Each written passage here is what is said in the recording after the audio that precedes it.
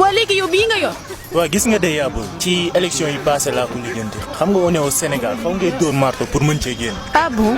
mais xoolal naa la woo ci kanam dama xaw a yàkkamti nañ déggoo dégg nga. Zoom on the beat. The best production. Élection yi mi ngi ñëw mesdames et messieurs il nous faut une jeunesse calme et plus ambitieuse bu sàkk nee nga jaay sa ngor ndax ay hamburger carte d'identité bi nañ ko sàmm dafa précieux parrainage bi c'est di rokki mi rokki pendant ce temps ñële ñu ngi assemblée di jokki politiciens yi dañoo faux tey embêté moo tax ñu war a ànd ak dal bañ a pressé doomu góor laa te yaakaar naa si lay deewee du ma woote Y'en a marre di encaissé leen joxoon bu jeexee ngeen wuti waar ki ñu doy bu soobee yàlla nañ ko faal li ngeen bëgg moo ñu xeex dëkk bi daal ngeen jaar si suuf du bu bale encaissé waat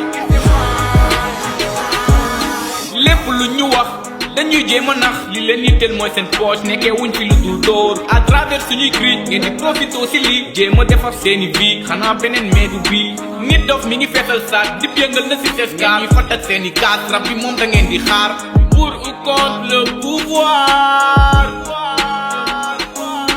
jarul coow ou combat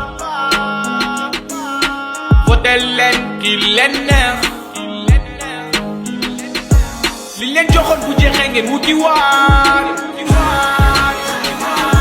ki ñu doy bu soobee yàlla nañ ko faal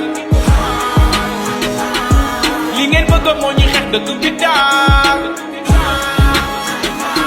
ngeen jaar si suuf dugg pale encaissé waat ay dóorkat ngeen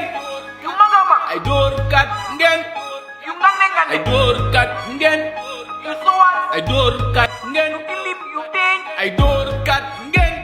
yu mag a mag ay dóorkat ngeen yu ngane ngane ay dóorkat ngeen